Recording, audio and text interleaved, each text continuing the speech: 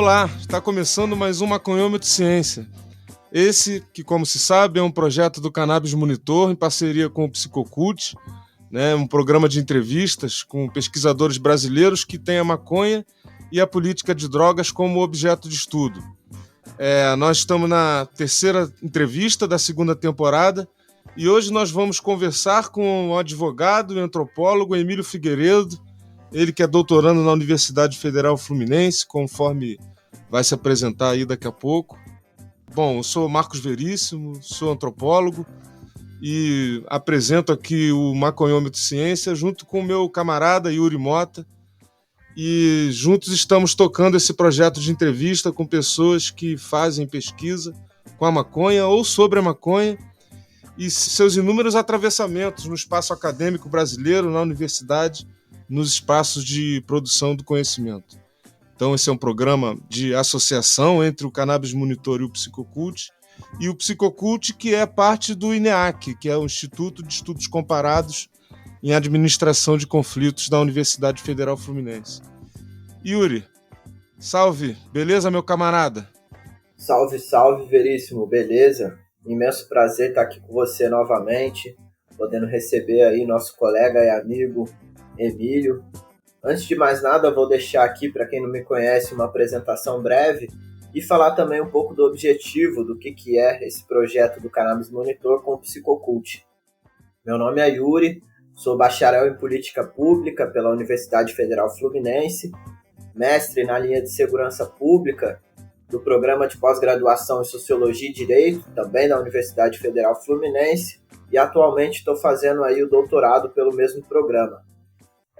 Sou pesquisador vinculado ao Psicocult, que é um núcleo de pesquisa sobre psicoativos e cultura, que é um subprojeto do INEAC, que é o Instituto de Estudos Comparados em Administração de Conflitos, coordenado aí pelo professor Roberto Cante de Lima. Esse instituto que faz parte aí da Universidade Federal Fluminense, enquanto um Instituto Nacional de Ciência e Tecnologia. Bom, essa aqui é uma proposta, né, que tem o objetivo de dialogar com estudiosos e pesquisadores dos mais diversos segmentos e áreas do saber, e aí desse modo a gente tentar contribuir para um mapeamento da produção acadêmica, científica, sobre a maconha e sobre a política de drogas na atualidade. Bom, o que a gente quer aqui, né, é tentar compreender a realidade da pesquisa e do fazer pesquisa a partir da perspectiva dos próprios pesquisadores. Então, nada mais justo do que a gente chamar aqui essa galera para poder conversar com a gente. Hoje a gente vai receber nosso amigo, colega, pesquisador, advogado e antropólogo Emílio Figueiredo. O Emílio ele é graduado em Direito pela Pontifícia Universidade Católica do Rio de Janeiro. Ele é pós-graduado em Terceiro Setor e Responsabilidade Social pelo Instituto de Economia da UFRJ, mestre em Antropologia pelo Programa de Pós-Graduação em Justiça e Segurança do Instituto de Estudos Comparados em Administração de Conflitos, que é o INEAC, que eu aqui citei. E atualmente o Emílio ele faz doutorado pelo Programa de Pós-Graduação em Sociologia e Direito. Ele é um pesquisador também vinculado ao Psicocult, núcleo de pesquisa sobre psicoativos e cultura, e também ao INEAC. Além dessa vida acadêmica, né, o Emílio ele é consultor jurídico de diversas associações de pessoas que fazem uso da cannabis como ferramenta terapêutica, e ele é um dos fundadores da Rede Jurídica pela Reforma da Política de Drogas, que é a Rede Reforma. Além disso, membro do Conselho Consultivo da Plataforma Brasileira de Política de Drogas. Bom, após essa breve, mas nem tão breve apresentação, porque o currículo do Emílio está aí carregado, né? Então já dá para sentir que essa conversa vai ser pesada. Queria chamar aí o Emílio para poder trocar uma ideia com a gente. Salve, salve, Emílio. Seja bem-vindo. Salve, Yuri. Salve, Marcos. É uma satisfação estar aqui com vocês. Muita admiração pelo trabalho que vocês vêm realizando aqui no Maconhômetro. Fico feliz pelo convite e por poder trazer um pouquinho dessa minha recém-experiência, né, como pesquisador. Na verdade, eu ainda tenho dúvida se eu já sou um pesquisador ou se eu sou ainda um pesquisador em formação. Fico acompanhando os diálogos, né, e os projetos acontecendo lá no INEAC, e eu vejo assim, como que realmente demanda um saber muito específico para além da capacidade de pesquisa, mas também de como fazer pesquisa, né? De como entender os editais, de como estar nos espaços, de como aproveitar as instituições. É um desafio bem grande e eu, assim, embora já tenha concluído o mestrado, ainda fico um pouco inseguro para me apresentar como um pesquisador mesmo. Salve, salve, Emílio. Bom, em primeiro lugar, um grande prazer te receber aqui conosco, né? E, enfim, eu acho que salientar também, né, que o pesquisador, né, a envergadura do pesquisador não é dada só pelo que ele tem de currículo, e sim pela atitude, enfim. Eu acho que por aí, né, que a gente tem que pensar.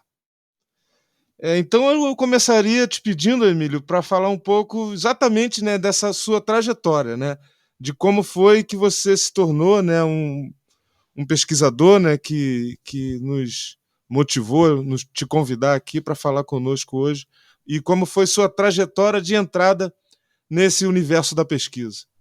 Cara, assim, eu sempre fui muito curioso, sempre fui muito interessado, sempre gostei muito de ler, sempre gostei de buscar aquilo que ninguém sabia, né? Então, quando falava assim, isso aqui é uma ciência oculta, né? Lá ia o Emílio ler aquelas coisas lá de ciências ocultas que de ocultas não tinham nada, né? Então, assim, eu sempre fui muito curioso, sempre gostei muito de investigar, de ir atrás das coisas e ao mesmo tempo, na minha formação como pessoa, eu não tinha exemplos, né? Meu pai não foi um acadêmico, né? Minha mãe não foi uma acadêmica, então eu não tinha exemplos próximos, né, de pessoas que trabalham na academia que pudessem me guiar, né?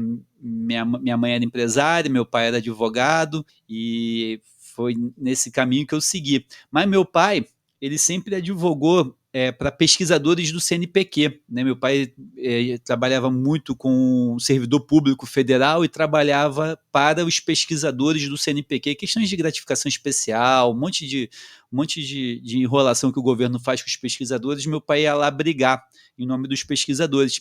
E quando eu entrei na faculdade, né, meu pai falava assim para mim, você tem que ir para a academia, você tem que ir lá para a academia. Eu achava que era ir lá puxar ferro na academia, né? Eu não entendia que ele estava me mandando estudar além daquele estudo para eu me formar bacharel em Direito e poder ser advogado, né? Poder realmente partir para uma investigação, partir para um estudo mais aprofundado, além da exigência da graduação.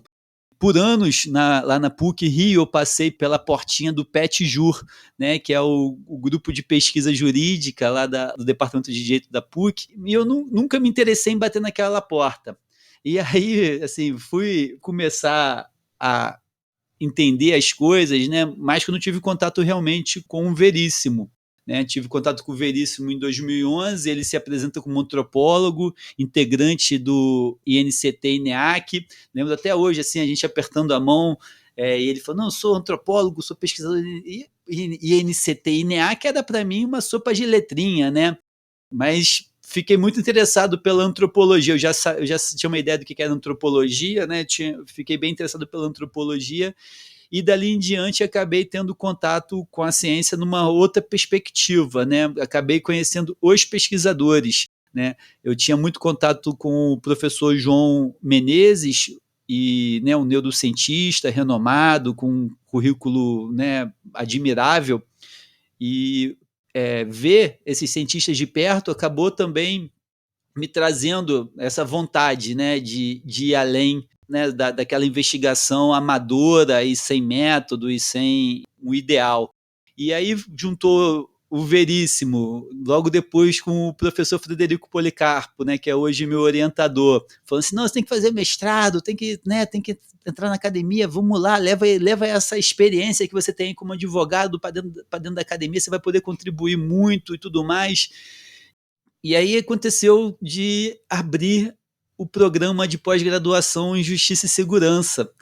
E, o Fred botou uma pilha, faz a seleção, fui lá, fiz a seleção, super tímido, né? Eu já tinha feito 2 seleções para mestrado antes. Tinha feito uma em economia e 2 no direito. E não tinha passado em nenhuma, né? Na economia eu não consegui, eu até fui bem na prova, mas não consegui orientador, porque aquilo acho que era 2013, acho que era início de 2013, eu queria pesquisar o mercado global de maconha na perspectiva da economia e nenhum orientador topou aquilo, né? Achou que eu era meio maluco.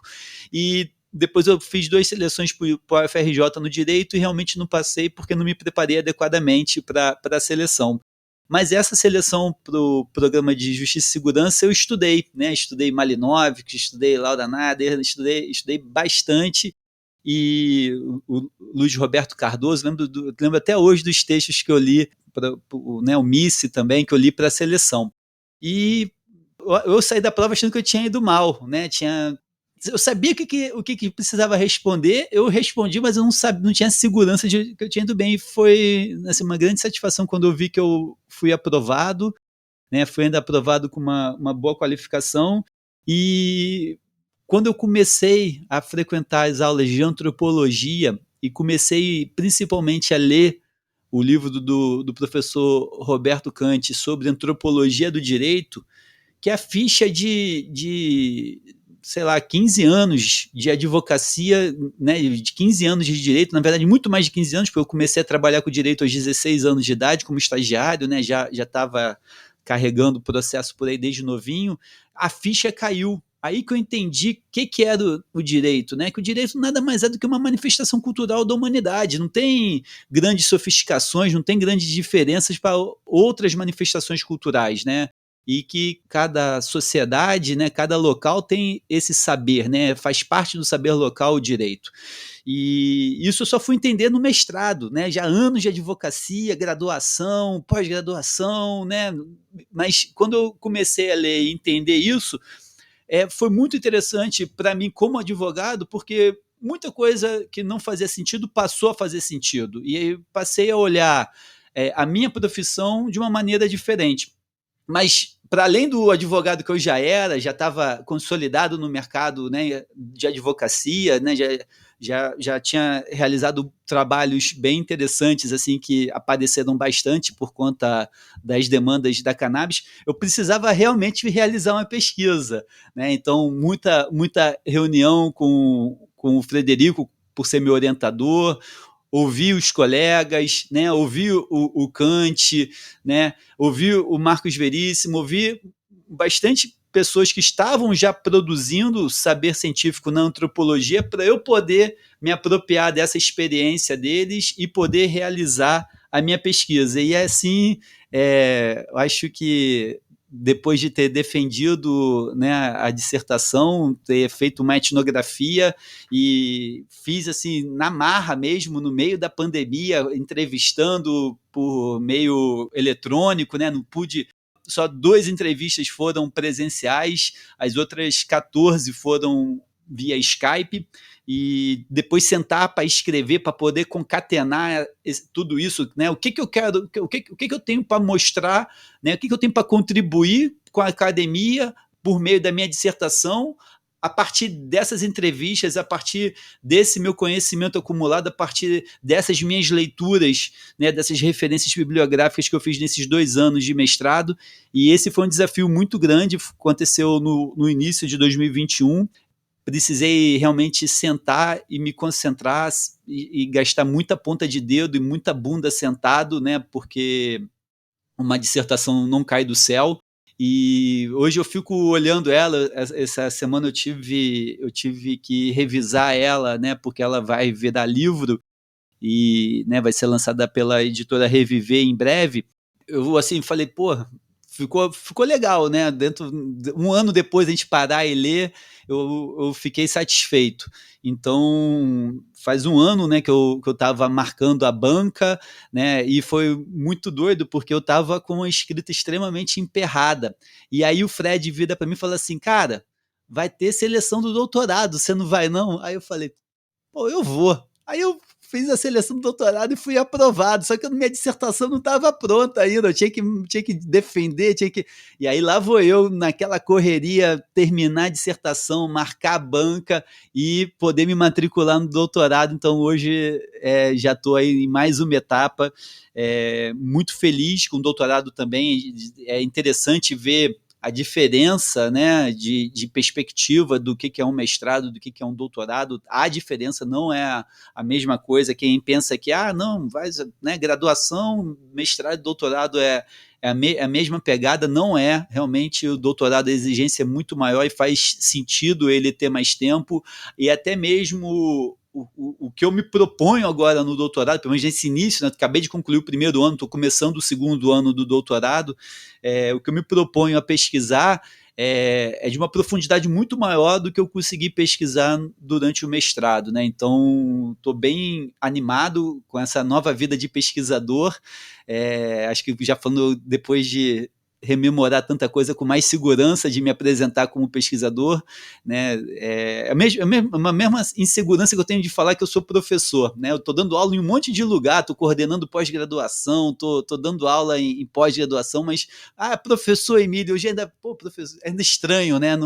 Não consigo ainda absorver bem ser chamado de professor, e isso acontece também com pesquisador.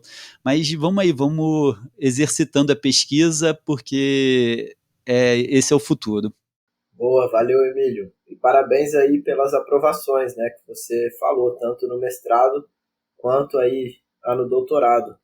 Bom, você falou um pouco sobre o processo seletivo que você fez, né, antes de passar no programa de pós-graduação em Justiça e Segurança, que você destacou que você queria pesquisar o mercado mundial da maconha, né, e não tinha nenhum orientador para isso. E aí vai nesse sentido, né, desse seu interesse de pesquisa. E aí eu queria te perguntar como é que foi que você decidiu pesquisar sobre esse tema, né? Como que você decidiu pesquisar sobre a maconha, sobre a política de drogas, o mercado, a advocacia, enfim. Como que você trouxe isso para a sua experiência acadêmica, né? O que te motivou? Foi um processo bem longo, né? Eu acho que eu sou muito lento nas minhas atitudes. Na verdade, isso começa em 2008, quando eu conheço o William Lantelme, do Grohum, e o William vira para mim e me chama, né, para fazer ativismo, né? Ele fala para mim, cara, você é advogado, você tem que ser ativista. E naquele mesmo dia, além dele falar que, né, que eu, por eu ser advogado, eu tinha que ser ativista, ele também fala que no Brasil a gente não tinha pesquisa sobre maconha, né? A gente não tinha dados sobre maconha, a gente não tinha dados científicos sobre maconha. E fiquei com aquilo na minha cabeça, né? A gente não tinha estatística, a gente não tinha número, a gente não tinha dados nem quali, nem quanti. E eu fui vivendo, né? Fui advogando, fui evoluindo essa questão da cannabis. E em 2012 eu comecei uma pós-graduação lato sensu no Instituto de Economia da UFRJ sobre terceiro setor e responsabilidade social.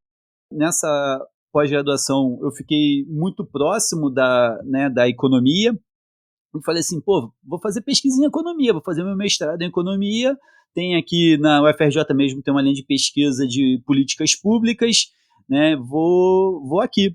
Fiz a seleção, né, eu fiz uma boa prova na primeira fase, fiz uma boa entrevista, o projeto estava bom, na época o projeto era para pesquisar o mercado ilícito no Brasil, o mercado lícito que nascia no Uruguai e no Colorado, né, lá em 2012, e acabou que mas não tinha ninguém para encampar essa pesquisa enquanto orientador. Então, fiquei realmente sem como seguir na seleção por falta de orientador, mas eu segui com vontade de pesquisar a política de drogas, né? Pesquisar.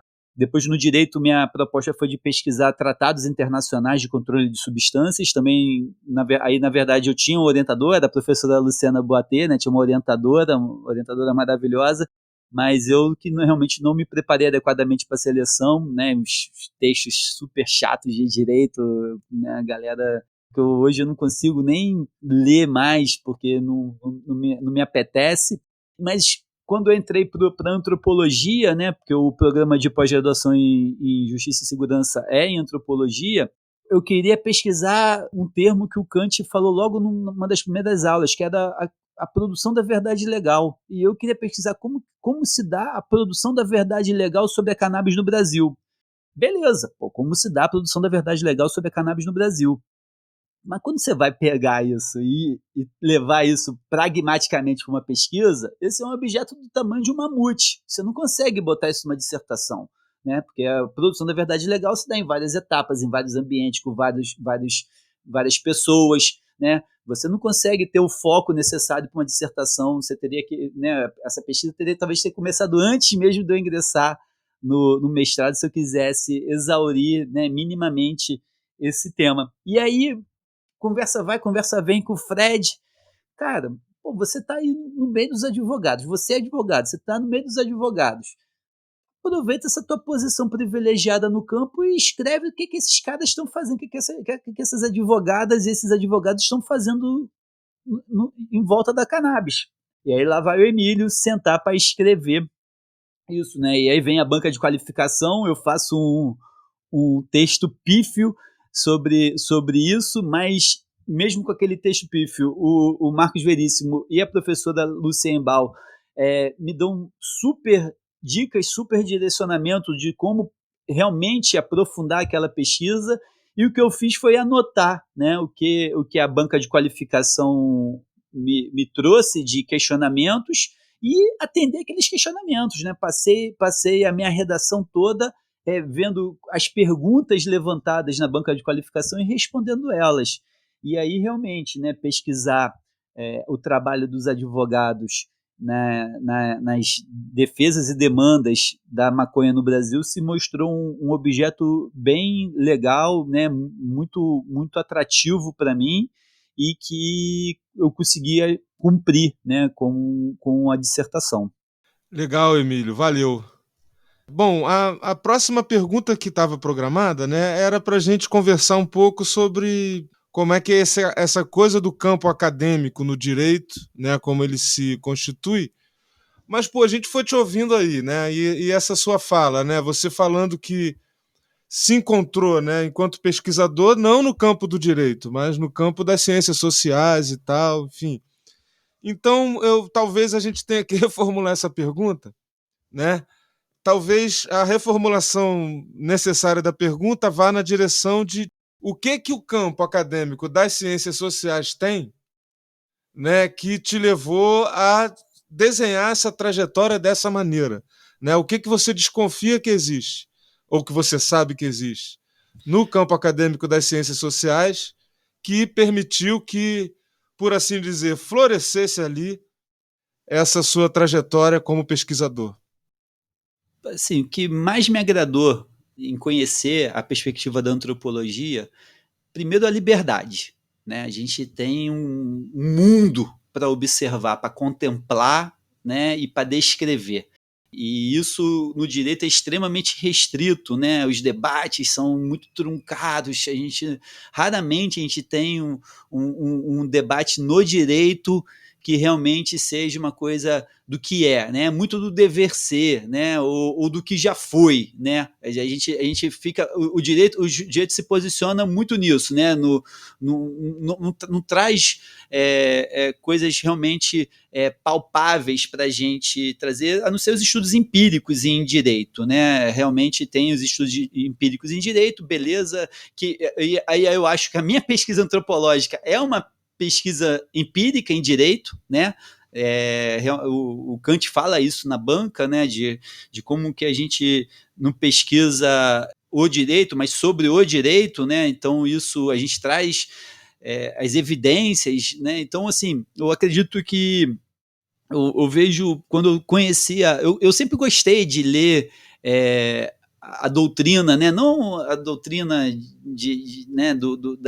Vamos falar assim, gostava das coisas mais filosóficas do direito, tudo mais, né? Sempre desde a faculdade, John Rawls, Dworkin, Alexis, um monte, né? Sempre posso falar um monte de nome aqui de turma que eu li desde a graduação e tudo mais. Mas eu sempre tive uma dificuldade de entender isso como uma prática, né? Muito o desejável, né? Tudo muito bonito, né? E na verdade, quando a gente traz isso para a prática, a metodologia adotada pelo direito não, pelo menos na minha opinião, não se mostrou tão eficiente quanto a metodologia da antropologia. Fazer etnografia sobre o direito, né, é muito legal, né? E aí a gente entra nessa questão da etnografia do conflito, né, que é para isso, né, o direito nada mais é do que uma das formas de administração de conflitos. A gente tem realmente uma profundidade na etnografia, nos estudos comparados, né, no contraste. Por que aqui é assim, lá é assado? Né? Então, a gente consegue aprofundar e conhecer melhor a realidade. E que eu acho que, no fim das contas, isso que importa, né? A realidade. Ficar só no mundo da fantasia, das leis, né? Você bota uma coisa na lei, mas quando você vai para a prática é outra completamente fora, né? Daí o fenômeno da lei que não pega, ou a lei que é interpretada de outro jeito, né? O legislador faz a lei para funcionar de uma maneira, aí na hora de aplicar já vai para outro lado. Então, assim, isso aí não é o direito que vai explicar, né? Porque o direito, para ele, é aquele jeito que o legislador quis. Quem vai trazer essa perspectiva do real, né? Do que acontece, é a antropologia, né? E eu acho que aquele chamado do Kant na introdução do uma antropologia pelo direito, por uma antropologia do direito no Brasil, é isso, né? A gente quando sem pesquisa fica tudo muito solto, né? A gente vai meio deixa a vida me levar. E não, se a gente conseguir pesquisar e sistematizar essas pesquisas, talvez a gente a gente consiga um rumo para seguir, né, nessa vida doida do direito. Valeu, Emílio. Justamente aí pensando nesse contexto, então, das ciências sociais e essa ferramenta metodológica da antropologia que você trouxe para a gente, né, de refletir sobre as práticas do direito, queria pedir para você falar um pouco sobre a sua dissertação de mestrado, né, que, como você disse, foi defendida em 2021, intitulada aí Advocacia e a Maconha, uma etnografia sobre os advogados nas defesas e demandas da cannabis no Brasil.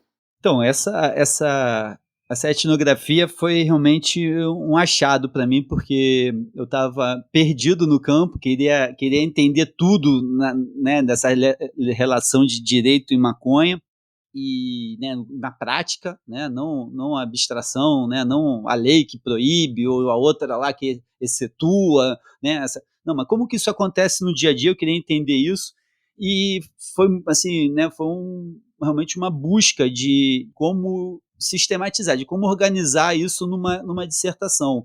Então, primeiro eu tinha que me entender, né, como que eu chego nesse campo. Eu tinha que jogar limpo, né? Eu sou advogado, né? Sou advogado com uma posição privilegiada no campo de pesquisa. Então, eu tinha que botar isso ali, né? Eu precisava trazer o problema de pesquisa, como que são essas práticas, né, dos advogados, né, nas defesas e nas demandas, né, envolvendo a cannabis, envolvendo a maconha no Brasil, né?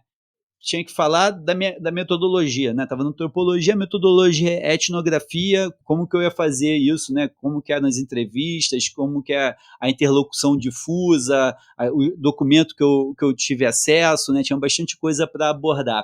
E aí, fazendo esse posicionamento metodológico e tudo mais, eu parti realmente para o que é o advogado, né? Eu tentei localizar etnografias sobre advogados, mas eu, Emílio, não achei na época da pesquisa, né? São bem difíceis de achar exclusivamente sobre advogado. Tem etnografia sobre juiz, sobre promotor, sobre delegado, sobre PM, né? Tem sobre um monte, até oficial de justiça, né? Tem um monte de etnografia interessante sobre outros atores do sistema de justiça. Mas o advogado a gente não tinha tanta informação assim, e aí eu fui realmente trazer essas informações, pelo menos para dentro da minha pesquisa. Então, quem é o advogado, como que ele se forma, né? Como que ele obtém, né? O que é se formar, graduar, bacharel em direito, depois o que é obter a carteira da OAB, né? aí eu já entro mais especificamente no meu campo, né? Como que esses advogados chegam na questão da cannabis, né? E aí, advogado ativista, né? Advogado criminalista, porque durante anos a única perspectiva que o direito tinha para a cannabis era a perspectiva penal, criminal. Então, os advogados que lidavam com cannabis eram advogados criminalistas. E depois, então, mais recentemente, acontece essa mudança de que eu era testemunha ocular enquanto advogado, né, a mudança de paradigma de tratar a cannabis também como remédio.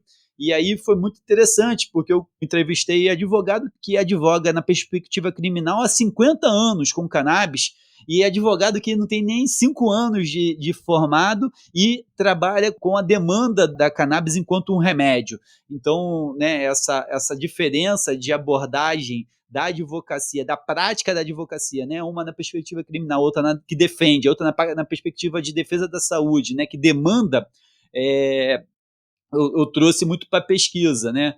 E como que esses advogados correram riscos, né, no exercício da sua profissão, né? Teve advogado que declarou publicamente que era usuário de maconha e foi suspenso. Eu consegui entrevistar, ter interlocução com esse advogado e entender como que se deu esse contexto dessa situação.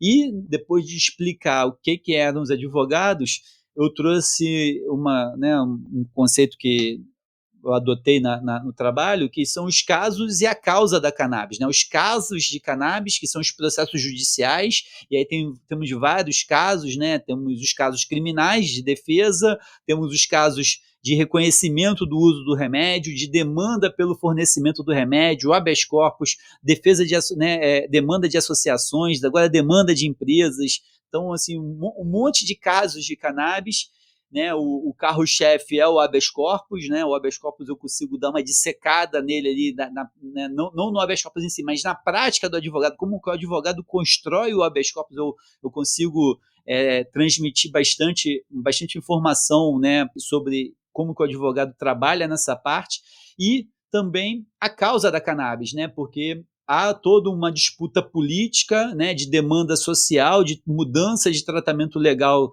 sobre essa planta e suas substâncias.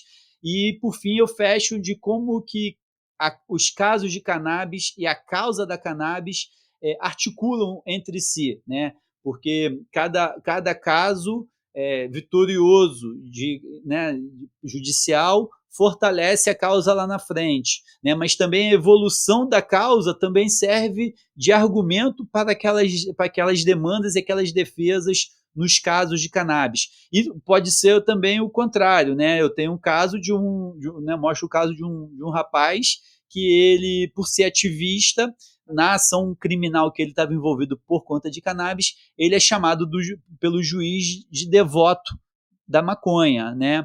Então, e a gente também já viu casos judiciais que acabavam atrapalhando também a causa da cannabis. Então, tentei trazer essa perspectiva geral sobre como que se dá as práticas da advocacia em torno da cannabis, né, desde a defesa criminal até essa mudança que acontece de 2014 para cá, de ser usada como remédio, né, e como que a advocacia se comporta diante disso.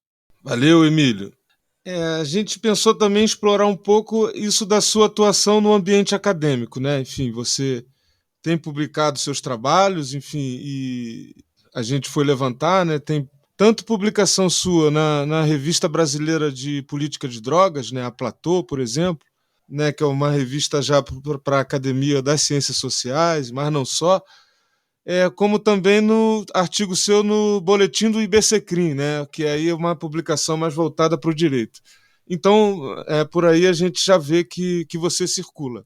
E, ao mesmo tempo, né, eu me lembro quando a gente foi naquele encontro da ABRAND, né? A ABRAND é a Associação Brasileira Multidisciplinar de Estudos sobre Drogas, lá em Belo Horizonte, que, enfim, isso foi antes de você entrar no mestrado, mas você já circulava ali e já conhecia, né? Todo mundo dentro da academia e tal.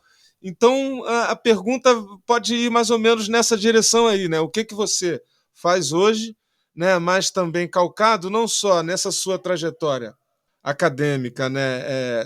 Do mestrado para cá, mas o que você já fazia antes, né? Ou seja, né, você já estava mais ou menos enfronhado no meio da academia e como é agora estar atuando como um cara que está no mestrado da UF e tal, como que mudou alguma coisa, né? E como mudou? Cara, acho que mudou demais, mudou muito. Antes eu falava de qualquer coisa. Você me chamava para falar de maconha, qualquer coisa eu falava. Eu já falei na perspectiva de advogado, já falei na perspectiva de ativista, já te falei na perspectiva de usuário, já falei em várias perspectivas. Hoje, se você pode me chamar para falar de qualquer coisa, eu vou falar. Mas assim, se você fala, Emílio, escolhe de uma coisa para você falar. Eu quero falar sobre a minha pesquisa. Eu quero falar sobre advocacia e cannabis. Quero falar sobre o que eu estou observando, produzindo, escrevendo. Né? Não quero sair falando sobre tudo. Né? Eu acho que essa educação eu recebi no mestrado, recebi na sociabilidade dentro da academia. Né? Eu tenho realmente, né, pelo que eu falei, lá em 2010, antes de te conhecer, eu conheci o João Menezes. Depois, na sequência, eu já conheci o Siddhartha Ribeiro, depois conheci Luiz Fernando Toffoli, Maurício Fiore, Cristiano Marona, Pedro Abramovay, Luciana Boatê.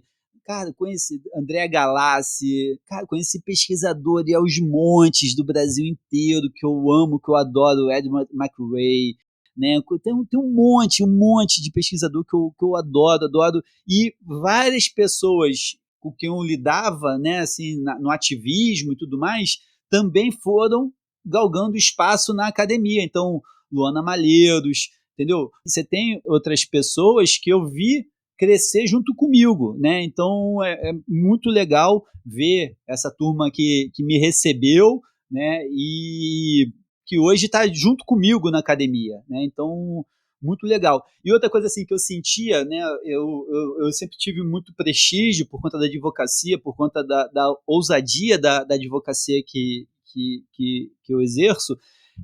Mas em vários momentos eu sentia assim: você não tem mestrado, você não pode. Não, você tem mestrado aqui infelizmente só para quem tem mestrado, Emílio. Várias vezes aconteceu isso. E eu super compreendo, né? Porque ambiente acadêmico é ambiente acadêmico. Não estou aqui para subverter a ordem, não tenho o menor problema com isso. E era meu papel fazer isso que eu fiz, de entrar na academia e correr atrás do meu espaço. E eu acho que hoje, assim, realmente novas portas se abriram para mim, portas que eu nem tinha batido antes, né? Hoje coordeno pós-graduação, dou aula em pós-graduação, né? Tô com um monte de temas interessantes sendo produzidos, né? De texto e tudo mais. Então, assim, eu acho que essa sociabilidade do meio científico me ajudou muito mesmo. Assim, porra, quando eu escuto o Toffoli falar, né, de ciência, ou os rigores, né, da ciência que o Fiore tanto chama atenção e tudo mais, eu fico, porra, né, eu fui aprendendo isso, demorei, né, são anos, né, se for pensar assim, conheço o João Menezes em 2010, eu vou conheço o João Menezes e o Siddhartha eu conheço em 2010, o Toffoli, o Fiore e tudo mais eu já conheço em 2013, lá no Congresso Internacional sobre Drogas, que aí foi isso também. Eu comecei a frequentar esses ambientes, esses eventos científicos, acadêmicos, e, pô, fiz um monte de amigo, uma porrada de amigos, assim, foi legal demais, pelo Brasil inteiro, até fora do Brasil, né? Então, essa sociabilidade da academia é muito legal, muito interessante de viver. E, assim, também tive a oportunidade, como advogado, de advogar por pesquisadores, né? Não igual meu pai que brigava por questões de remuneração, né? De bolsa, mas para poder exercer a pesquisa. Então, uma vez eu estava num evento da Fiocruz, em 2016, na Emerge, aqui no Rio de Janeiro, e aí uma pesquisadora levanta a mão e fala da dificuldade de realizar pesquisa com maconha no Brasil. E aí eu fui lá falar, ela termina a fala dela, vou lá falar com ela. Ela é a professora Virgínia Carvalho, uma referência hoje, né, da UFRJ, né, na Faculdade de Farmácia, pesquisadora, né, lá no Laboratório de Toxicologia. Então, assim, essa capacidade minha como advogado, né, de ajudar as pessoas também foi útil no campo científico. Valeu, Emílio. Bom, vou puxar um gancho aí, né, do que você acabou de deixar, de todo esse conteúdo, que você falou sobre a pesquisadora Virginia Carvalho, né, e essa dificuldade que ela tinha, e talvez ainda tenha, né, em fazer pesquisa com cannabis aqui no Brasil, né, e acredito que diversos outros pesquisadores também enfrentam isso, né, de certa maneira não tanto na área das ciências sociais, mas que de certa forma ainda assim enfrentam, mas pesquisadores também que têm que ter algum tipo de manejo com a planta dentro de laboratório, por exemplo, né. A minha pergunta ela vai nesse sentido, né, da dificuldade de se fazer pesquisa com cannabis aqui no Brasil, e pensando que você já falou um pouco sobre a pesquisa sobre o direito, né? Então essa ideia da gente refletir sobre o direito e suas práticas. Agora eu queria pedir para você falar um pouco mais sobre o direito de fazer pesquisa, né? Então isso foi algo que eu fiquei pensando assim durante muito tempo, e até em outros episódios já tinha comentado com o Veríssimo, já tinha comentado com o Gustavo, né? Porque inclusive é algo que a gente tem discutido, o Fred tem pontuado muito isso no Psicocult, né? Enfim, uma coisa é fazer pesquisa sobre o direito, e outra coisa é o direito de fazer a pesquisa, né? Então, como que é pesquisar a planta e seus efeitos de maneira legal aqui no Brasil? Você pode dar uma cartada aí pra gente? Cara, é uma dificuldade. O que eu já vi nesses anos de pesquisadores terem dificuldade de ter acesso a material para pesquisar, né? O professor André Galassi, Virgínia Carvalho, Lucas Maia. Pô, Lucas Maia pagou um monte de custas na Anvisa e tudo mais, e a Anvisa ainda queria cobrar mais dele para poder pesquisar um extrato de THC, e ele não, né, não conseguiu. Então, assim, isso é um gargalo recorrente e que é um absurdo completo, né? Isso é inconstitucional. O direito de pesquisa está na Constituição, né? Tem vários artigos da Constituição Federal garantindo a liberdade de pesquisa. E, na verdade, a gente tem que partir para a ponderação, porque se há uma proibição, né, não pode pesquisar, vamos ponderar. O que não se pode pesquisar? Né? Pô, não se pode pesquisar urânio? Pode pesquisar urânio. Né? Pô, cara, o negócio é atômico, você não tem controle sobre aquilo. Né? Pode pesquisar morfina? Pô, pode se pesquisar morfina, mas não se pode pesquisar cannabis, né? É realmente uma coisa muito contraditória, um paradoxo muito grande que a gente vive e que já vi algumas saídas para isso, né? A maioria passa pela desobediência civil, mas como que isso encosta nos rigores da ciência, né? Porque a ciência exige um objeto lícito, né? Não um objeto lícito, mas uma fonte lícita, né? Que você tenha tido acesso àquilo ali de uma maneira regular. Então não adianta você ir na boca de fumo, comprar 1 quilo de verde e querer fazer pesquisa, porque vai ser difícil de você publicar numa revista conceituada depois, a partir, né, da falta de uma origem lícita. Né? Então, é realmente uma sinuca de bico aí que os pesquisadores ficam. Ao mesmo tempo, eu estou vendo os pesquisadores meio fazendo cara de paisagem e vai conduzindo, né? Tem pesquisa com psicodélico aqui no Brasil que foi publicada a pesquisa, mas de onde veio o psicodélico ninguém perguntou. Ok, ótimo, não sou eu que vou perguntar, nem, né? Mas tem essas saídas, né? De tentar escamotear essa proibição. E lembrando que lá na lei de drogas tem 2 exceções para a proibição, né? O uso medicinal e o uso científico. Então não deveria ser um problema, né? O problema é que a Anvisa, ao regulamentar a lei de drogas, ela restringe mais do que a lei. Isso já é um absurdo, já é um arbítrio gigante, né, da Agência de Vigilância Sanitária. Então é muito difícil, segue sendo muito difícil pesquisar com substâncias controladas aqui no Brasil. E eu acho que são 2 temas que hoje em dia eu acho muito interessante. É isso, e uma coisa que eu tenho conversado com o nosso colega Mário Bani é sobre pesquisar sob efeito, né? Não sobre o efeito, mas sob efeito, né? Então, você senta para escrever, né, você pode tomar um aditivo ali para produzir mais, né? Mas como que se dá isso? Como que se dá essa prática, né? Que é uma prática nossa, né? Entra lá naquela antropologia da academia do Kant, que, né, faz parte, né? Como que o índio também usa uma substânciazinha para poder, o índio que eu digo assim, né, quando lá do título do livro dele, né, como que o nativo, o pesquisador nativo, ele usa uma substância para produzir melhor ou produzir mais ou mudar o estado de consciência dele a fim de produzir ciência. Massa. E você falou duas coisas aí que uma eu já ia falar com certeza, mas a outra é que, bom, 1 quilo de prensado, né? Com certeza deveria ser pesquisado, né? Porque é a droga ilícita mais consumida no país. Então, pô, como não pesquisar e como não ter noção do que existe nisso, né? Isso é uma questão. A outra que eu ia falar, né? E aí já era até um complemento da pergunta, que é justamente a ideia que não só mais o usuário, não só mais o traficante, recentemente, não só mais o paciente precisam de um advogado, né?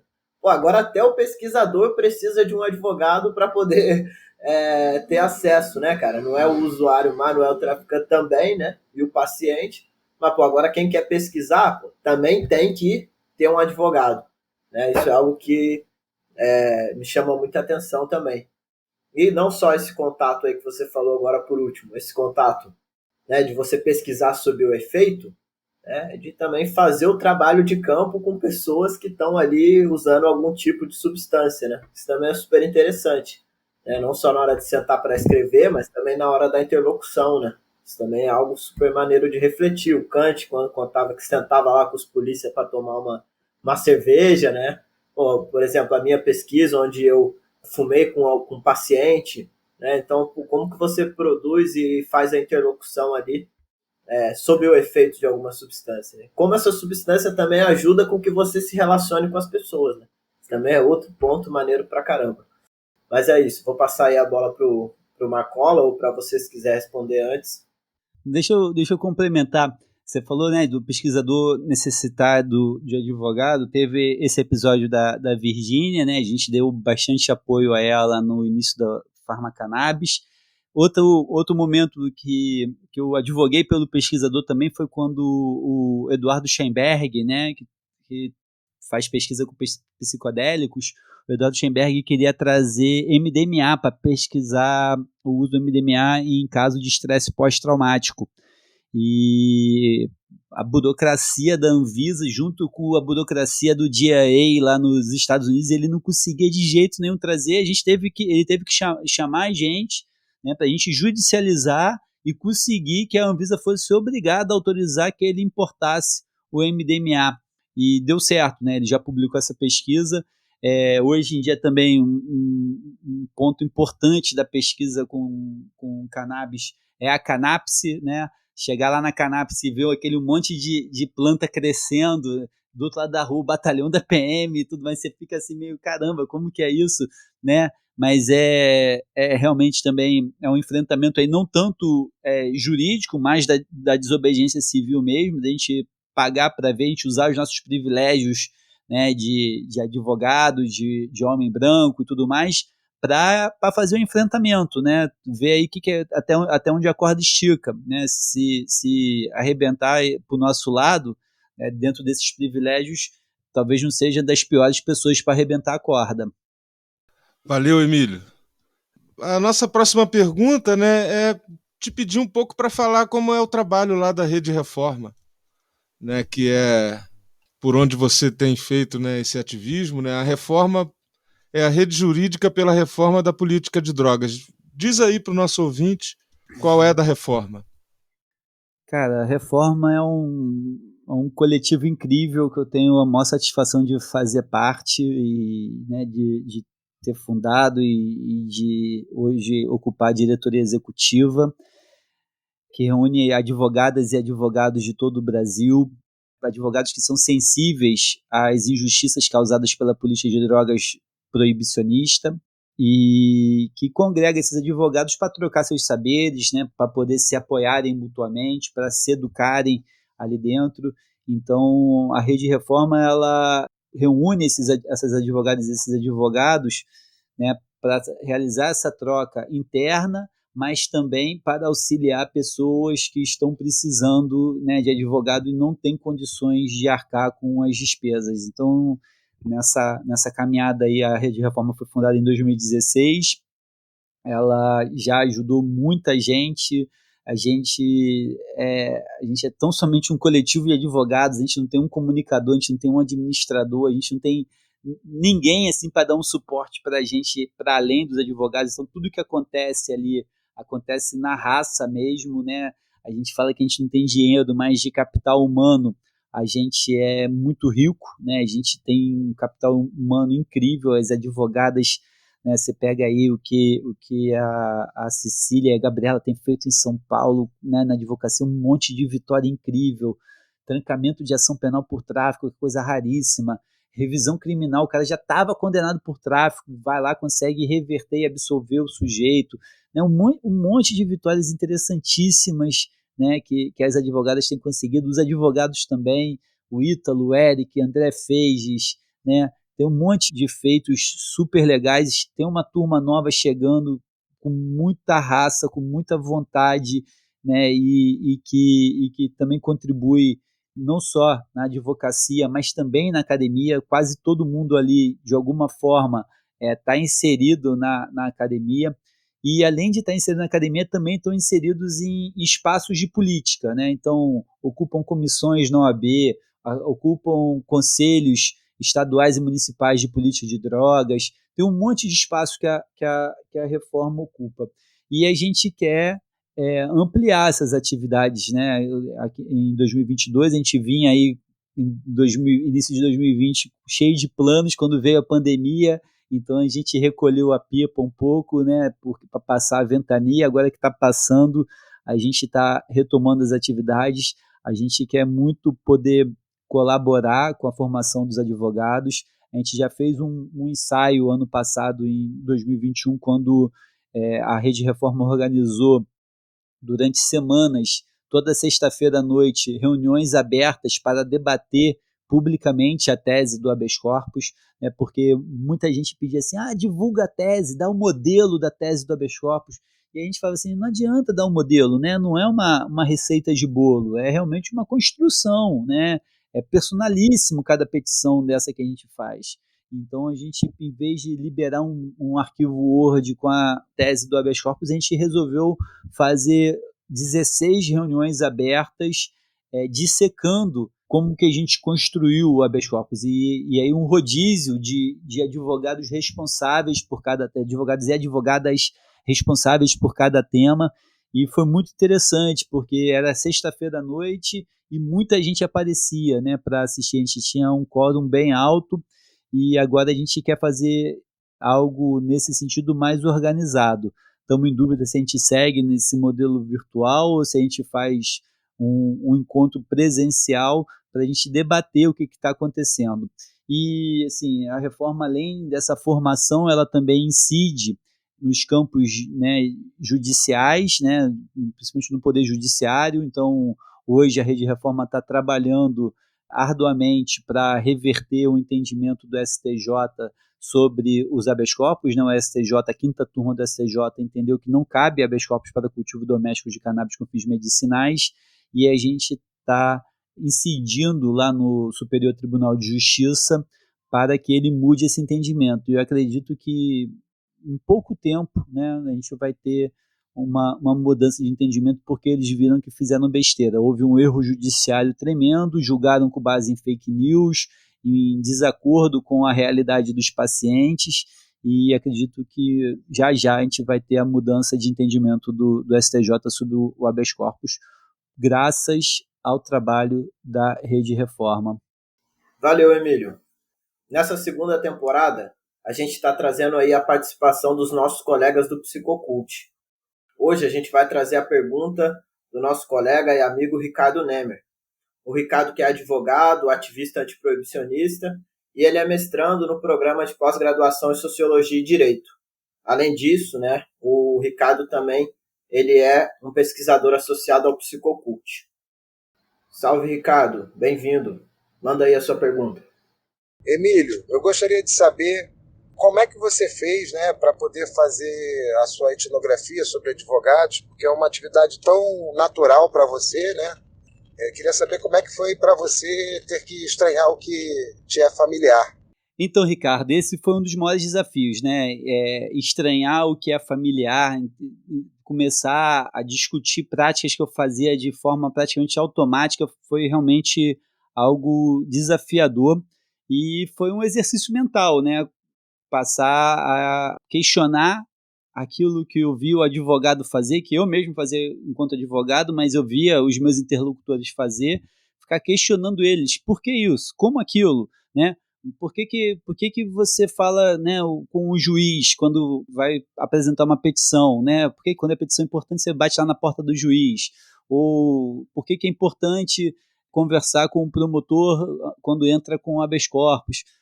Coisas que eu fazia na minha advocacia, eu via meus interlocutores fazer e para eu poder completar minha pesquisa, eu tive que realmente buscar esse estranhamento, me distanciar e perguntar para os interlocutores isso, né?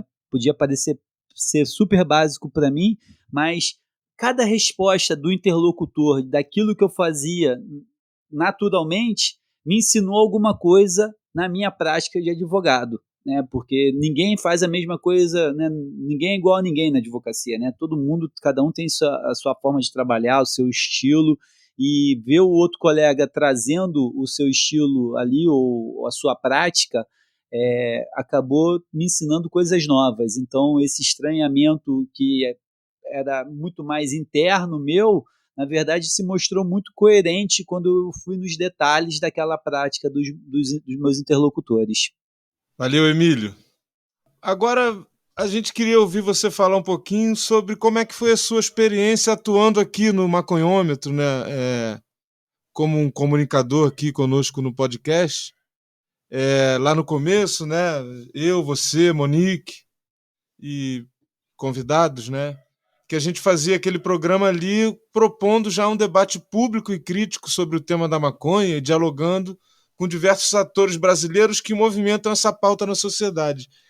E aí, até uma pergunta assim natural que surge, né? Como é que foi essa experiência aqui conosco? Cara, foi incrível, porque eu sou consumidor de podcast das antigas, né? Sempre gostei de podcast. Antes mesmo de eu ter iPhone, eu nunca tive iPod, né, para poder ficar ouvindo podcast, mas eu sempre tive o iTunes instalado no meu computador para poder escutar podcast. Sempre gostei, sempre foi um produto que eu consumia, né? Um produto digital que eu sempre consumi. E poder transmitir, né, debater com vocês tantos assuntos ali, né, foi muitos episódios, foi muito legal. Assim, a única coisa que aconteceu foi que a gente pegou logo o início da pandemia, né? A gente fez a primeira gravação presencial, a segunda eu já não fui porque eu já estava isolado, vocês gravaram, eu apareci na tela, né? Tava no computador. E o terceiro já foi totalmente virtual. Então, foi muito legal gravar. Eu espero que em breve a gente possa gravar em estúdio de novo, porque eu só fui uma vez e foi muito legal. Lembro, eu estava com a Estela, minha filha, ainda bem pequenininha, ela ficou na antessala, assim, esperando lá com o Gustavo, e eu, você e Monique e a equipe do Marcelo lá dentro da sala de gravação. E ia ser muito interessante, né, porque é uma possibilidade da gente trazer um debate profundo. Eu tenho escutado, né, sempre escutei, tenho escutado podcasts diversos, e assim, falta esse tipo de debate que mistura profundidade e ousadia, né? Dá uma opinião que ninguém tem medo de dar, né? Ou melhor, né? Que as pessoas têm medo de dar sobre maconha, e a gente tem, talvez, eu por conta da minha advocacia, você por conta da academia, a Monique por conta do ativismo, e né, nós três com esses três elementos juntos, né? A gente podia ali chegar e falar, e falamos mesmo muita coisa que tinha que ser dita, né, sobre vários acontecimentos. Então é muito engrandecedor. Acho que quem escuta fica com uma pulga atrás da orelha, pode refletir bastante, pode fomentar um pensamento crítico sobre essa realidade injusta que a gente vive. E precisamos de mais, né? Eu estou devendo aí no Cannabis Monitor um maconhômetro jurídico, tem muita coisa no campo do direito, né? Não, a gente meteu o pau no direito hoje aqui, mas o direito também tem a sua parcela, né, de realidade, ele né, acontece, né? Então a gente também trazer essas informações, decisões judiciais, com ocorrências policiais, né? Tanta coisa acontecendo baseada no direito em torno da maconha que merece sim um podcast para aprofundar esses temas. Massa. E a gente já falou de tanta gente aqui, né? E agora é hora da gente explorar um pouco mais isso. Queria pedir para você falar um pouco mais de quais são suas referências, tanto dentro dessa temática que a gente está explorando, que é a cannabis, né? Ou dessa área do conhecimento, antropologia e do direito, mas também em outras áreas correlatas, né? Assim como, né, a oportunidade de você falar um pouco aqui sobre as referências na sua vida pessoal, arte, música, literatura, enfim, fica à vontade.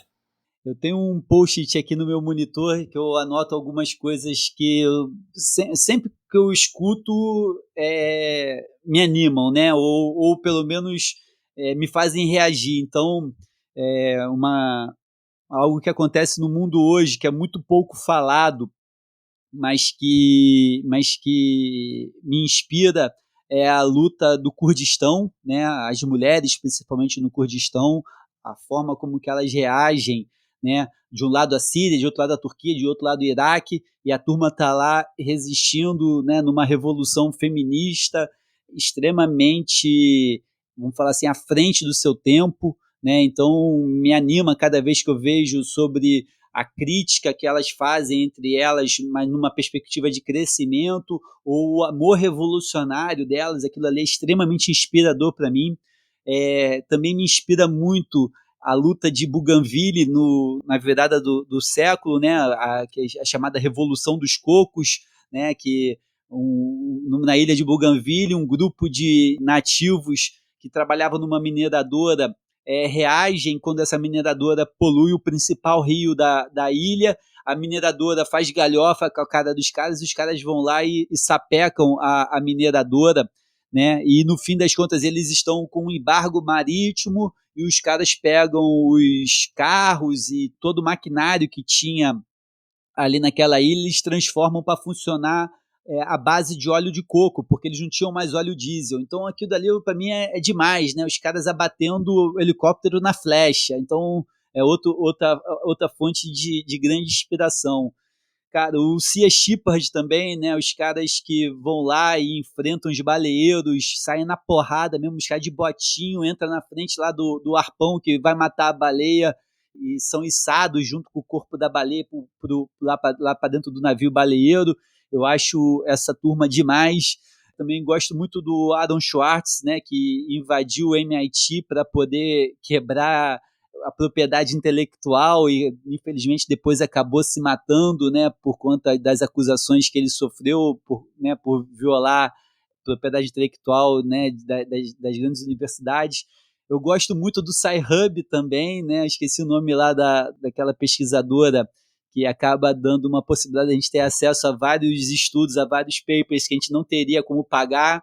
E isso são assim, coisas que me inspiram, né? Minhas referências principais realmente meu pai, né? Meu pai morreu ano passado, ele é minha referência 01, meu pai e minha mãe, né? Na vida, né? Mas o coroa lá por advogar, né? Meu pai, sei lá, 10 dias antes de morrer de câncer, fudido, tava advogando, tava trabalhando lá, produzindo.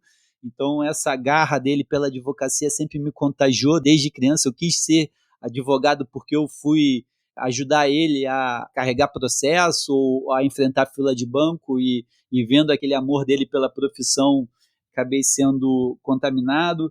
Cara, eu gosto de muita gente, gosto do Jack Herer, porque ele, como ele fala que não vai ser a maconha que vai salvar o mundo, mas certamente a salvação do mundo passa pela legalização da maconha, né? O Carl Hart saindo do armário, porra, neurocientista, pesquisador, que, porra, diz mesmo que usa drogas e não tem nada de errado com isso. Tem um monte, né, de referências realmente que eu gosto demais. Na antropologia, né, minha referência máxima é o professor Roberto Cante de Lima, né, Antropologia do Direito, realmente abriu minha cabeça quando eu fui ler o que ele escreve e tudo mais.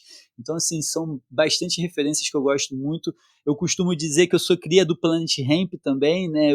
Porra, lá em 90, acho que 93, eu tinha o costume de sair de Niterói e ir pro Circo Voador, aquele Circo Voador antigo ainda, e chegar lá tinha um super demo da Sony Music, né? Que era só bandas novas. E aí eu cheguei lá no Circo Voador, tinha lá uma banda cantando Legalize Já, e eu já era maconheiro, eu falei, caraca, os caras cantando Legalize Já, mano, como assim? E aí, porra, logo depois lança o CD, aí eu, porra, ganho uma promoção na rádio, nunca tinha ganhado nada, né? Nem raspadinha eu tinha ganho uma promoção de uma rádio, ganho R$ 50 de crédito, tinha acabado de sair o plano real, ganho R$ 50 de crédito numa loja de disco. Aí vou lá, compro um CD do The Doors, outro do Rage Against the Machine e outro do Planet Hemp, o lançamento, o usuário do Planet Hemp. Aí eu vou pra casa amarradão, chego pro meu pai, aí pai, olha os caras aqui cantando Legalize Já e tal. Aí ele, filho, porra, na minha época o Pepeu Gomes já cantava que o que sai da boca do homem não é proibido, né? O que entra na boca do homem não é proibido, né? Baseado em quê e tudo mais, né? E meu pai meio que foda-se o Planet Hemp. Então eu também gosto muito do Planet, da atitude deles. Os caras foram presos, os caras vão, voltam, brigam, fazem as pazes, né? Eu acho que uma relação mais humana do que essa não tem.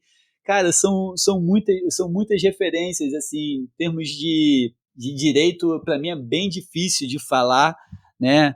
Eu acho que realmente é o meu pai. Eu tenho muita influência do Ricardo, né? Que acabou de mandar a pergunta. O Ricardo é meu sócio, é um amigo também de longa data que a gente constrói essa advocacia insurgente juntos, né? Então, são muitas referências, cara, são muitas mesmo, mas essas aqui que eu boto aqui lá, acho que eu queria muito ir pro Kurdistão, cara, lá ver como que essas mulheres lutam, cara, eu acho demais.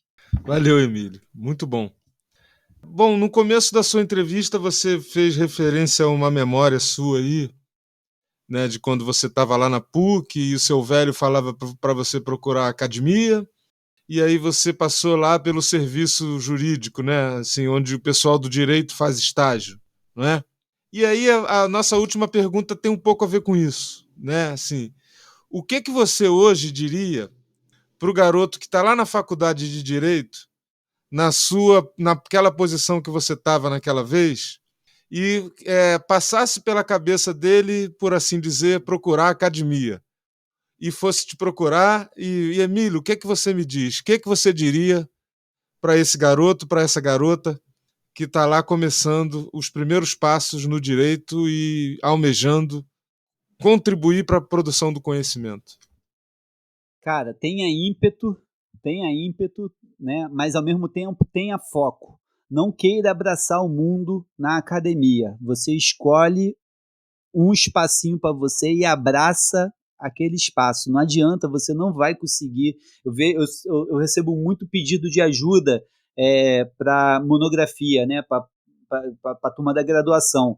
E aí o cara chega assim, igual eu quando cheguei no mestrado, né? Como se dá a produção da verdade legal sobre a cannabis. Aí o cara quer falar da legalização de negócio, né? Aí quando eu vou ver, o cara tá falando da legalização no Brasil, né, com o PL 399, no Colorado, no Canadá, em Israel e no Uruguai. Eu falo, cara, calma, vamos, foco. Escolhe aqui um desses itens e aprofunda nesse. Tem referência pra caramba. Não, se não tem referência, talvez seja melhor mudar o foco. Mas se tem referência, aprofunda nessas referências, sacou? Não adianta, né, a gente com muita vontade, esse espírito jovem, né, de querer viver tudo, né, com a maior intensidade possível, não pode apagar esse foco, né, porque senão não vai sair, a produção não acontece, né, enquanto você está querendo transformar o mundo, abraçar tudo e tudo mais, o negócio não vai andar, né? Você não vai conseguir concretizar aquele trabalho. Então, é muito, muito importante você delimitar bem o seu objeto de pesquisa, o que você quer fazer. E, assim, eu hoje, se eu voltasse, eu estou fazendo 20 anos de advocacia agora em 2023, né? Então, estou aí com 19, se eu voltasse 20 anos, cara, com certeza eu teria batido naquela portinha do PET-JUR lá da PUC-Rio. PET-JUR significa Programa de Educação Tutorial do Departamento de Direito da PUC-Rio, PET-JUR. Então, né, atividade de ensino, pesquisa e extensão. E eu não bati naquela portinha, né? E hoje eu iria lá e bater. E, assim, eu acho que um grande acerto que eu fiz no ano passado foi ter aceitado o convite do Fred, né? Quando o Fred falou assim, cara, vai ter seleção do doutorado, vai? E eu falei, vou. Porra, foi acho que a melhor decisão do ano naquele momento para mim, porque se eu terminasse o mestrado, para começar eu não ia terminar o mestrado, né? Não ia entregar minha dissertação do jeito que eu entreguei, né? Eu ia ficar enrolando. Pô, eu tinha que entregar, eu tinha que me matricular no doutorado, então eu tinha que defender, tinha que ter a declaração de conclusão do mestrado. E então, assim, cara, terminou a graduação, se tiver oportunidade, né, porra, abraça, vai, já emenda o mestrado. Terminou o mestrado, porra, vai pro doutorado, não fica moscando, não, entendeu? E assim, eu falo isso com muito arrependimento, porque quando eu terminei a faculdade, eu estava vibrando por advogar, mas eu trabalhava no escritório que era meu, junto com meu pai. Então, se eu virasse pro meu pai e falasse assim, pai, eu vou fazer mestrado, meu pai ia bater palma, ia falar, vai, até falar, sai daqui, vai para academia. E eu não fui, né? Demorei anos para poder entender aquilo que meu pai falava tanto, né? E hoje não é um arrependimento, né? Porque eu acredito muito na sincronicidade, acredito que tudo acontece na hora certa, mas se eu pudesse voltar no tempo, eu teria batido na portinha lá do PET-JUR, depois eu teria feito o mestrado, teria emendado no doutorado, porque ajuda bastante, né? Profissionalmente, eu posso, assim, um resultado prático, assim, todo mundo sabe que eu sou péssimo na parte comercial da advocacia, sou horrível de cobrar honorários, mas a partir do momento que eu tenho o título de mestre, quase que automaticamente meus honorários aumentaram, contra a minha vontade, não fui eu mas a partir do momento que eu boto no meu currículo que eu tenho mestrado, aquilo impacta o meu cliente, o cara sabe que ele está contratando um cara que além de ser, né, um advogado com afinco, né, ele também tem um cara que é estudioso, um cara que domina aí um pouquinho dessa sociabilidade da academia. Pô, valeu, Emílio. Tem um momento aí que você falou de que você, quando foi avisado pelo Fred da seleção do doutorado, que aí você foi lá fazer e, do contrário, muito provavelmente você não entregaria. Eu sei que você está brincando, mas isso é bom para a gente falar uma coisa, né? Já que isso aqui é um maconhômetro de ciência, né? Supõe que é um papo também acadêmico. E aí me permite falar o seguinte, daí a importância do prazo, né? Dos prazos, que são geralmente interpretados na academia como uma coisa chata, burocrática e tal, mas não, veja só, né? Se não fosse o prazo para se inscrever no doutorado e coincidir lá com o prazo que tinha que entregar a dissertação, né, essa coisa ia ficar enrolando. Então eu achei importante também falar isso. Tem duas coisas em cima disso que você está falando que são muito importantes. Uma é que a gente não pode procrastinar, né? Agir ao perceber. Percebeu, teve a intuição, já age imediatamente. Tem que ter esse reflexo, né? Agir ao perceber. E a outra é que esse negócio de prazo para a gente que é advogado é muito natural, né? Talvez, se eu botar aqui na minha dissertação a palavra prazo, talvez não apareça, mas advogado não tem vida, advogado tem prazo, né? Tudo para nós é prazo, tem um monte de prazo. Você vai para o processo, tem prazo, você vai fora do processo, você tem prazo. Então, assim, isso para a gente funciona muito. Eu estava refletindo sobre isso hoje, por acaso, nessa questão dos prazos, porque isso acaba afetando muito a saúde mental. Mas nós, advogados, nós somos ensinados a não deixar a saúde mental ser abalada pelo prazo. Se o prazo, né, abala a sua saúde mental, cara, vai para outro campo do direito, vai exercer uma advocacia consultiva, vai para outra esfera, porque não é a tua área, né? Porque realmente tudo é prazo na advocacia. Isso, né? E na própria construção do texto acadêmico, porque se não tiver o prazo, você nunca termina também, porque você sempre acha que pode ficar melhor, Sim. né? E o que é o texto acadêmico, né? A dissertação, a tese? É o que você pôde fazer naquele determinado prazo. Aí tem o prazo. Aí você faz, está aceitável, né? Aí vai para a banca. E aceitou, está na banca, está no mundo. Está no mundo, aí vai levar porrada dos outros, vai para a prateleira, né? E aí depois você faz outros, né? Mas aquele ali foi o que você pôde fazer dentro do prazo. Isso parece uma discussão chata e burocrática, mas eu acho que não. Eu acho que é importante mesmo falar disso, né? Que o trabalho da gente, o ponto final é dado pelo prazo que a gente tinha naquele momento. E aí depois, né, entra no mundo e você, né, vai fazer o comentário de quem comentou e jogo jogado. Muito Cara, bom, isso. Emílio. Valeu pela entrevista, foi muito bom. Deixa eu Valeu, só meu falar querido. deixa só mais uma coisa sobre isso, né, que aí eu acho muito legal da antropologia, porque a antropologia a dificuldade da pesquisa vira objeto da pesquisa, né? Aquilo que o campo te apresenta como dificuldade, você aproveita e você bota aquilo no papel. Não, eu me propus a fazer isso, isso, isso, mas aconteceu esses empecilhos aqui. E aí você transforma aquilo que era né, para qualquer outra ciência, algo que você ia travar, que você não conseguiria ir adiante, você consegue transformar aquilo no teu trabalho, né? Então, assim, cara, eu me achei na antropologia, fico muito realizado hoje em pesquisar nesse campo. É isso, massa demais, Emílio, massa demais. Bom, a gente está aqui encerrando esse episódio, né, do Maconhômetro Ciência. Eu queria agradecer profundamente, Emílio, por você ter aceitado o convite de estar trocando essa ideia com a gente. É um grande prazer, tenho certeza que não só para mim, mas para o Veríssimo, para o Gustavo, para toda a família aí do Cannabis Monitor. Você é uma grande referência, né? Você citou aqui várias referências, mas você é uma grande referência para a gente, para mim. E, pô, e às vezes eu fico pensando, né, assim, nesses momentos de lapso, né? Eu falo, pô, cara, eu tenho um amigo, tenho um colega que, pô, esse maluco tá legalizando a maconha no Brasil, cara. Esse maluco tá. A gente faz parte do processo, a gente também tá, eu sei disso, né? Mas esse maluco, você, Brave, você, pô, esses malucos estão legalizando a maconha no Brasil, sabe? Então, pô, pra gente aqui, pra mim, pessoalmente, é um grande prazer trocar essa ideia com você, mesmo que virtualmente, por um podcast, ver aqui. Enfim, é um momento que eu vou guardar as 7 chaves.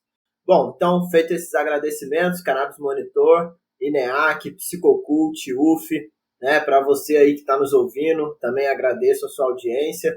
Para poder acompanhar mais de perto a atuação do INEAC, do Psicocult, do Cannabis Monitor, segue a gente aí nas redes sociais. E quem puder contribuir com o nosso trabalho, fortalece a gente aí na nossa campanha de financiamento coletivo no Apoia-se. O endereço é apoia.se/Cannabis Monitor. Eu me despeço aqui, mas deixo aí essas últimas palavras para vocês. Valeu, galera. Bom, também só reiterar a grande alegria de estar aqui recebendo nosso irmão Emílio Figueiredo. Valeu, Emílio, pela aula que você deu aqui para gente, né? Não só para as novas gerações, mas também para a gente, porque é isso aí mais ou menos que o Yuri falou, exatamente isso, né? A gente está vendo a história, né? De fato, né? A gente se pensar lá atrás, né? Naquela marcha da maconha que a gente se encontrava, né? Antes do STF dizer que podia, né? Já estava lá botando a cara. E aí hoje, né? Temos aí essa tecnologia social do habeas corpus, mas não só isso, né? A sensibilização de uma parcela cada vez maior da sociedade que existem questões que devem ser repensadas, né? E curioso que quando isso era falado, que era para ser repensado por causa dos pobres que estavam no morro sofrendo, nunca ninguém deu bola e, de repente, toda essa inscrição da maconha no rol dos medicamentos permitiu repensar isso. E você, Ricardo Neme, Eric e muitos outros, né, tiveram um grande senso de oportunidade, né, de trabalhar aí isso e estamos vendo a história acontecer. Valeu, velho. Muito obrigado aí pela entrevista. Valeu, Yuri. Yuri, nova geração aí, é dessa geração que, na verdade, veio até depois de mim. Já estava em contato com a academia, de repente surge um menino. Não, o Fred fala assim: não, tem um aluno lá em Angra muito bom e tal, né, de políticas públicas. E aí, daqui a pouco surge o Yuri ali no mestrado, né, pesquisando na área da cannabis e tudo mais. E hoje está aí, porra, muito bom, Yuri, ver teu amadurecimento. Porra, admiro demais sua caminhada. E Veríssimo é gratidão eterna, porra, aquele aperto de mão lá na OAB, falando que era antropólogo e me chamando para toda essa aventura aí que está culminando com pesquisa, com debate, com um monte de coisa. É um pouquinho, né, diferente, né, Veríssimo? Eu falava lá para você que eu não queria aparecer, que eu queria ficar no underground mesmo, e acabou que não teve jeito, né? Tive que botar a cara aí em público e debater e ir pra luta. Vamos nessa, tem muita coisa pra gente fazer aí, estamos longe de legalizar do jeito que a gente quer, né? Tem gente morrendo, a gente estava aqui gravando e o aço estava comendo aqui perto de casa, então a gente tem muita luta para fazer se a gente quer realmente uma legalização da cannabis que nos orgulhe daqui a algumas décadas. Vamos em frente, galera. Satisfação estar aqui com vocês. Muito obrigado. Valeu!